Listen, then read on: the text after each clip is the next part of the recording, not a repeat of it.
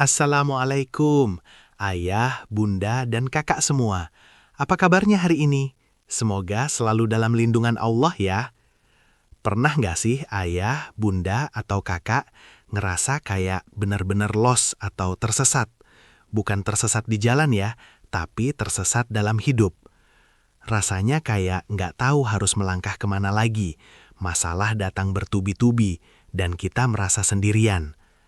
Ada sebuah perumpamaan indah yang bisa kita renungkan. Bayangkan seorang anak kecil yang terpisah dari ibunya di tengah mall yang ramai. Di detik itu, dunianya rasanya runtuh. Dia nangis sejadi-jadinya, sesak napas karena ketakutan. Tapi tiba-tiba ibunya muncul sambil tersenyum kecil. Bukan karena ngetawain si anak, tapi karena sang ibu tahu kalau dia nggak pernah benar-benar ninggalin anaknya. Dia selalu ada di sana, mengawasi. Nah, seperti itulah seringnya hubungan kita dengan Allah. Kita sering merasa putus asa, padahal rencana Allah yang penuh kasih sayang sedang berjalan. Ayah, bunda, dan kakak semua, dalam Al-Quran, Allah sering disebut sebagai Ar-Rob. Tapi Ar-Rob itu maknanya dalam banget loh, bukan cuma Tuhan atau Tuan yang kaku. Ar-Rob itu akar katanya sama dengan tarbiyah, yang artinya mendidik atau mengasuh. Coba bayangin seorang petani yang nanam benih.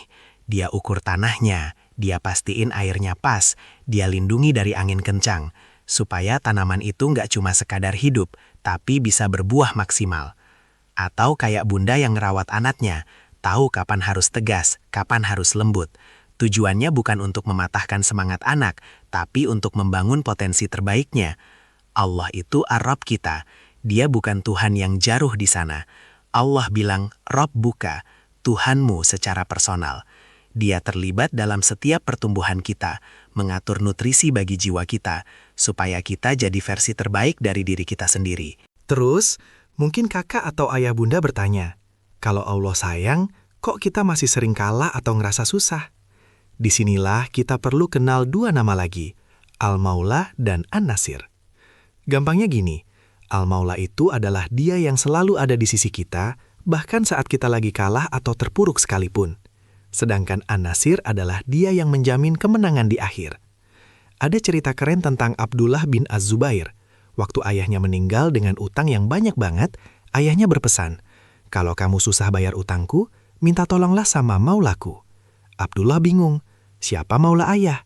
Jawabannya adalah Allah. Setiap kali Abdullah kesulitan, dia berdoa, ya maula Az-Zubair, lunasilah utang ini. Dan luar biasanya, Allah bukakan jalan dari arah yang gak disangka-sangka sampai semua utangnya lunas. Jadi, buat kakak yang lagi berjuang atau bunda yang lagi merasa berat, ingat ya, Allah itu Al-Maula yang nemenin kita di masa sulit dan An-Nasir yang akan kasih hasil akhir yang terbaik buat kita. Terakhir nih ayah bunda dan kakak, ada nama As-Sayyid, artinya tuan atau pemimpin dari segala pemimpin. Mungkin kedengarannya berat ya kalau kita disebut hamba atau budak Allah, tapi tahu nggak? Menjadi hamba Allah itu justru adalah bentuk kemerdekaan yang paling sejati. Kenapa? Karena saat kita cuma tunduk sama Allah sebagai As-Sayyid, kita nggak perlu lagi takut sama manusia, nggak perlu lagi merasa kerdil di depan tekanan dunia.